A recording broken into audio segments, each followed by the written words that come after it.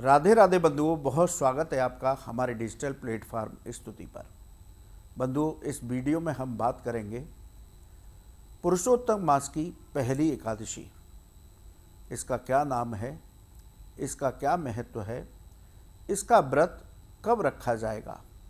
स्मार्त और वैष्णव संप्रदाय के लोग इस एकादशी का व्रत कब रखेंगे, इस साल इस एकादशी पर क्या दिव्य संयोग बन रहे हैं और पूजा की विशेष विधि क्या होगी, इन सभी बातों की चर्चा करेंगे।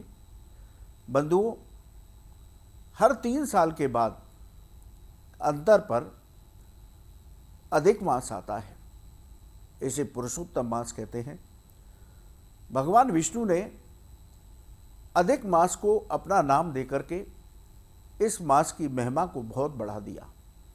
इसलिए शास्त्र कहते हैं कि अधिक मास में पड़ने वाले सभी व्रत और पर्व बेहद पुण्यकारी होते हैं और इनसे अक्षय पुण्य की प्राप्ति होती है। जो लोग इन्हें शास्त्र विधि से मनाते हैं उनकी सभी मनोकामनाएं पूरी होती हैं।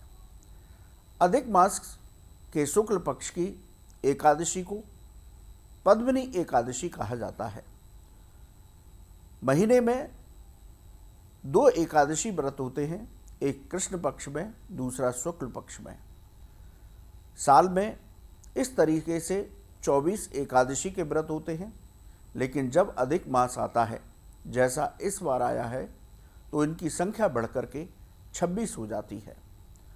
तो अधिक मास के शुक्ल पक्ष की एकादशी, इसे पद्मिनी एकादशी कहा जाता है। यदि हम इस साल की बात करें तो पद्मिनी एकादशी सुबह 5:11 से शुरू होगी 26 तारीख को, 26 मई को, और एकादशी तिथि का समापन 27 मई को सुबह 6:22 पर होगा। उदया तिथि के अनुसार पद्मिनी एकादशी का व्रत 27 मई बुधवार को रखना बेहद शुभ होगा। तो इस साल पद्मिनी एकादशी का व्रत 27 अप्रैल को रखा जाएगा। यदि हम व्रत के पारण की बात करें तो व्रत के पारण 28 मई को होगा और व्रत के पारण का मुहूर्त सुबह 5:25 से सुबह 7:56 तक रहेगा। इस मुहूर्त में हमें व्रत का पारण शास्त्र विधि से करना चाहिए।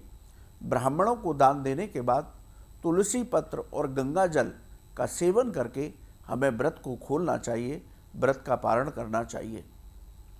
यदि हम पद्मिनी एकादशी पर इस साल जो दुर्लभ संयोग बन रहे हैं उसकी बात करें तो 27 मई को रवि योग और सर्वार्थ सिद्ध योग भी बन रहा है। इन योग में पूजा करने से पूजा का कई गुना फल अधिक हो जाता है। ज्योतिष शास्त्र के मुताबिक 27 मई को चंद्रमा कन्या राशि में, सूर्य वृषभ राशि में गोचर करेंगे। बुध और शुक्र के मिलन से लक्ष्मी नारायण योग भी बना रहेगा। तो ये दुर्लभ संयोग इस बार 27 मई को बन रहे हैं।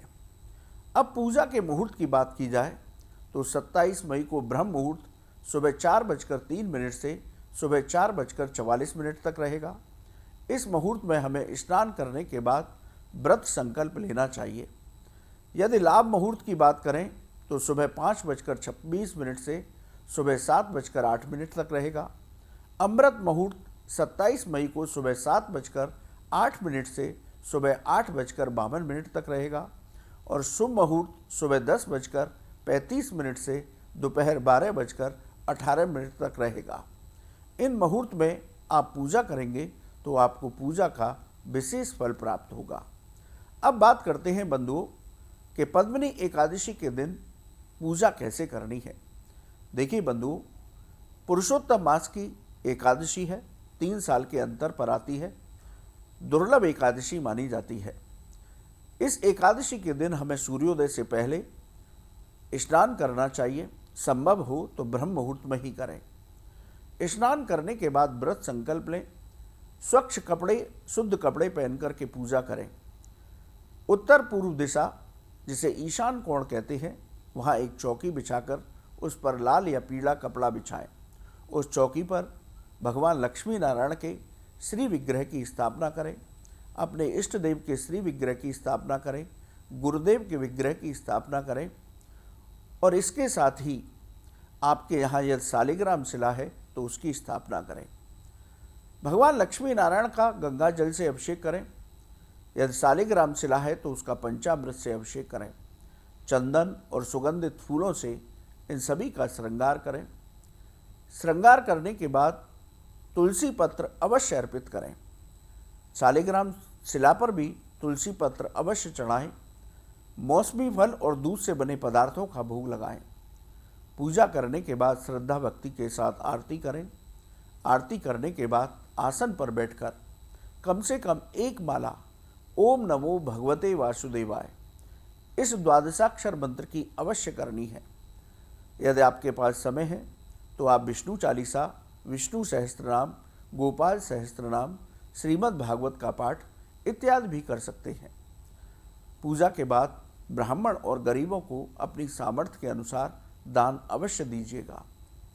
इसके साथ ही पशु पक्षियों के लिए भोजन और जल का दान अवश्य कीजिएगा। इस तरीके से पूरा दिन भगवान के ध्यान में शांत मन से गुजारना है। शाम को पुनः भगवान की आरती करनी है। यह संभव हो तो रात्रि जागरण करिए। यदि आप इस विधि से पूजा करते हैं तो आपको पूजा का पूरा फल प्राप्त होगा। बंधुओं, यदि पद्मिनी एकादशी के महात्म्य की बात की जाए, महत्व की बात की जाए, तो शास्त्र कहते हैं कि पद्मिनी एकादशी पर शास्त्र विधि से व्रत रख करके उपासना करने से व्यक्ति की सभी मनोकामनाएं पूर्ण होती है। व्यक्ति जो जाने अनजाने में पाप करता है उन सभी पापों से छुटकारा मिल जाता है। जीवन के सभी कष्ट और संकट समाप्त होते हैं और अंत समय पर भगवान विष्णु के वैकुंठ लोक में स्थान प्राप्त होता है, यानी मोक्ष की प्राप्ति हो जाती है।